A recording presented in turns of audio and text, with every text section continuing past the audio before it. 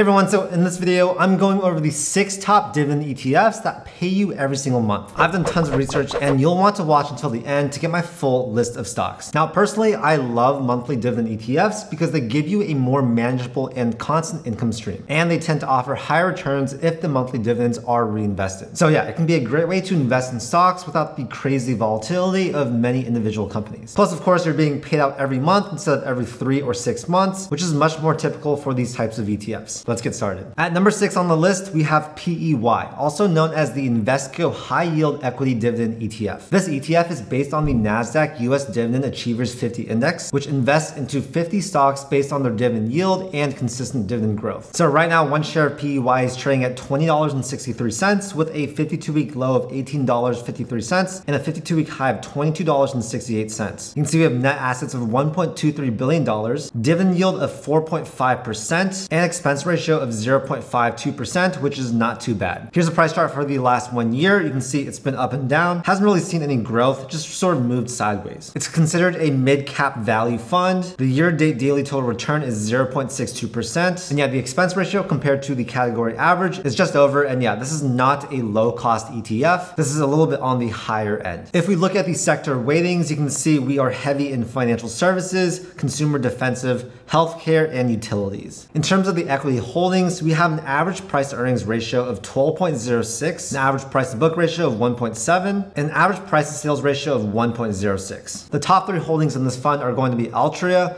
OneOK Inc., as well as AT&T. So yeah, one cool thing about PEY is that they actually revise their fund annually, making it a great option for people that want to put their money into an actively managed portfolio with the highest paying and highest growing dividends. Looking at their dividend history, we can see that their dividends have been steadily growing for the last 10 years. So that is definitely a really good sign that tells me it will probably continue to grow. This consistent and stable track record is what really makes this ETF a solid choice for all dividend investors. And although PEY does have a fairly high expense ratio compared to the other well-known ETFs like VOO and SPY, it does make up for it with its higher dividend yield. Compared to the S&P 500's dividend yield of about 1.8%, PEY gives a much more attractive yield at 4.5%. They also pay a monthly dividend instead of a quarterly or semi-annual payment like other ETFs. And that just means that if you have a good amount of money invested into it, you can expect to make some decent cash flow every single month instead of having to wait until the next quarter to get your dividends. Not to mention the fact that they've also grown 20% in the past 5 years, meaning if you invested $10,000 into PEY 5 years ago, you'd now be sitting at around $12,000, and that's without the dividends you received all 5 years. Over the past year, they've also outperformed the S&P 500 with an average price return of negative 0.5% compared to the S&P 500 returning negative 15.61%. Yeah, overall, PEY is a great choice for having a safe and diversified portfolio of stocks that will be able to pay you a good amount in dividends every single month, regardless of market conditions. At number 5 on the list, we have KBWY, also known as Invesco's Premium Yield REIT ETF. KBWY invests into 28 small and mid-cap equity REITs that have competitive dividend yields and are publicly traded in the US. So right now, one share of this ETF is trading at $20.48, and the fund has net assets of $236.17 million. The dividend yield is 7.26%, and we have a year-to-date daily total return of negative 17.13%. The expense ratio is 0.35%, which is not too bad. And if you take a look at the 1-year price chart, you can see it's sort of moved sideways for the better half of the last year, but recently we have seen a pretty big drop in the price. This fund category is in real estate. Like I mentioned earlier, the yield is very, very high. And if you take a look at the sector weightings, you can see, of course, we are 100% into real estate. The average price to earnings ratio in this fund is going to be 19.03. We have an average price to book ratio of 1.33 and an average price to sales ratio of 4.07. The top 3 holdings in this fund are going to be Preferred Apartment Communities, American Finance Trust Inc., and City Office REIT Inc. So the reason why KBWY is able to pay out such a high dividend yield is because of their exposure to small cap and mid cap REITs that increase the risk profile of this fund. However, even with the added risk, we can see that the ETF still managed to outperform broader markets like the S&P 500 in the first half of 2022. In fact, by July of this year, KBWY outperformed the S&P 500 by 2x, returning negative 9%, while the broader market returned negative 18%. Since then, the markets have been down, causing both this ETF and the S&P 500 to fall around the same negative 20% mark. The main reason for its outperformance earlier this year was due to the underlying strength within KBWY, which is the fact that it invests into real estate. With today's current inflation rates, REIT dividends tend to be quite effective when balancing out the effects of the economic economic downturn. Landlords are able to increase prices on their property, which essentially negates rising prices for gas,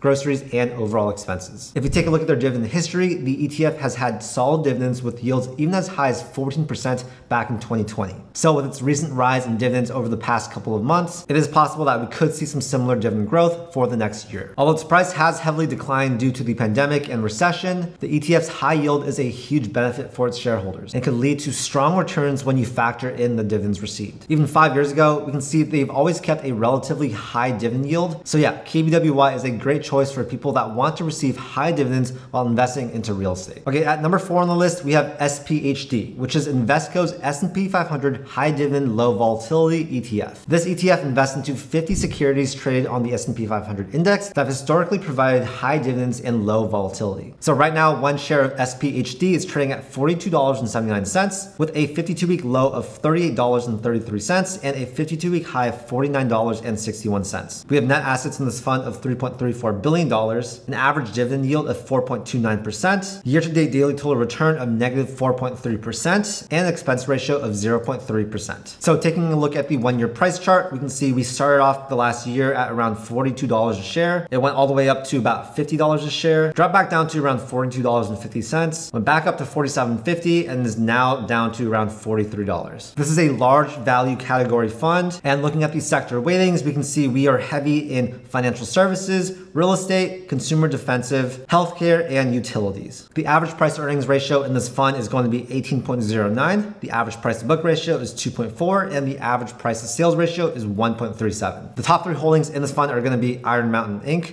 Altria Group, and PPL Corp. So we can see that year to date, this ETF declined just 5.75%. This shouldn't come as a surprise because what this ETF does is basically tracks the cream of the crop. As we all know, the S&P 500 tracks the top 500 companies of the world. And so for this ETF to track the highest paying stocks out of the top 500 makes this a really solid option for many dividend investors. Going for more of a safer ETF like SPHD doesn't necessarily mean you won't be getting good returns either. It's good to keep in mind that long-term gains are not only determined by the amount of money you make through dividends, but also by the amount of money you're able to avoid losing. If you take a look at the fund's historical performance, we can see that they've almost always underperformed the broad market. But in reality, that's the trade-off for being able to sleep at night knowing that your investment is much safer during recessions. With SPHD, you can set yourself up for consistent high dividend payments over a long period of time without having to worry about losing money from investing at the wrong time. And yeah, at the end of the day, investing takes a lot of emotional strength, but because SPHD is specifically designed to minimize volatility, it makes for a great investment for many people that want something easy to stick with. Okay, next on the list is SDIV, which is the Global X Super Dividend ETF. This ETF has 107 of the highest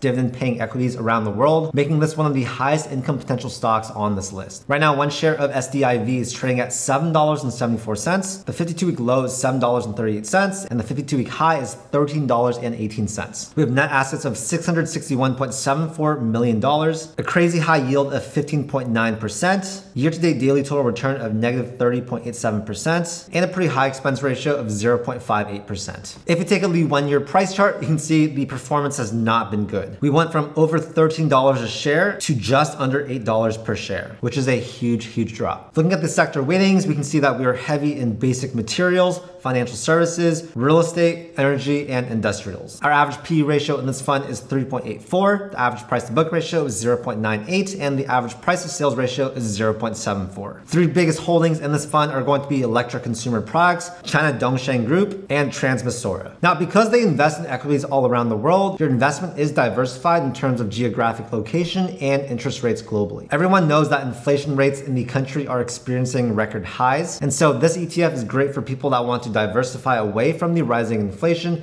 and interest rates in the US. SDIV also has a great track record in terms of paying out dividends to shareholders, as they've made monthly payments to investors for over 10 years. They're able to pay out a good amount in dividends because of their smart beta stock strategy, where they try to outperform the market through a set of higher risk, higher return rules. These rules are used to determine what investments should be included in the portfolio. Now, this differs from the traditional method of tracking stocks through market cap, as this ETF tracks stocks through their market cap as well well as their dividend yield. Now, this may sound risky, but again, the holdings are spread out across different sectors of the world, balancing out the non-traditional stock strategies used within this ETF. This could be a great strategy for people that are trying to significantly beat interest rates through high income potential coupled with a high dividend yield. All in all, another solid ETF with high paying dividends that you should consider investing into. At number 2, we have PGX, also known as Invesco's preferred ETF. This ETF is invested in a total of 294 stocks that must be rated at least B3 based on the 3 leading rating agencies, Moody, S&P, and Fitch. So right now, one share of PGX is trading at $11.22 with a 52-week low of $11.05 and a 52-week high of $15.19. This fund has net assets of $5.12 billion, a dividend yield of 5.8%, year-to-date daily total return of negative 21.2%, and a relatively high expense ratio of 0.51%. Here's the price chart for the last year. You can see we have seen pretty consistent downward trends in the price. If we zoom out even further, you can see this is the growth from about 2013. And while we did see very consistent growth all the way up until 2021, 2022, this year has seen some big declines in the price. Looking at the different sectors, you can see that we are heavy in financials, utilities, real estate, and communication services. The top 3 holdings in this fund are going to be Citigroup, JP Morgan Chase, and Wells Fargo. So this ETF is designed to give out a good amount of dividends, but not a lot in terms of capital appreciation for your investment. They do this by keeping a majority of their holdings in well-known financial institutions that likely aren't going to change their dividends for a long time. A unique advantage of PGX is the fact that it has preferred shares. This means that you are entitled to dividends before common shareholders, making you the first to receive dividends and also the last to have your dividends decreased. Overall, a good ETF that I encourage you guys to do more research about. And last up on the list, we have DIV, otherwise known as the Super Dividend US ETF. This ETF invests in the top 50 highest dividend paying equities in the US, while also looking for equities that have low betas relative to the S&P 500 to reduce volatility. Right now, one share of DIV is trading at $19.20 with a 52-week low of $17.37 and a 52-week high of $21.84. We have a dividend yield of 6.78%, a year-to-date daily total return of negative 5.48%, and an expense ratio of 0.45%. Here's a price chart for the last year. You can see it's largely moved sideways, but did see a pretty big drop back in August and September of this year, followed by a small recovery. This is going to be a mid-cap value fund, and looking at the sector weightings, we can see that we are heavy in real estate, consumer defensive, healthcare, utilities, energy, and industrials. Our average PE ratio in this fund is 15.06, the average price to book ratio is 2.29, and the average price to sales ratio is 1.12. The top 3 holdings in this fund are going to be Holly Energy Partners, Iron Mountain Inc., and CubeSmart. So stocks with low beta essentially have prices that don't change too drastically, meaning DIV looks at the top 50 dividend paying stocks in the S&P 500 that have the least volatility. We can see just how stable they are when looking at the 1-year return on DIV at negative 5.6%, which is not bad at all compared to the broader markets like the S&P 500. Looking at their dividend history, we can also see that DIV has made monthly distributions for 8 whole years, making their track record for payouts really good. DIV is also another smart beta ETF, which means they take all of these stocks in the S&P 500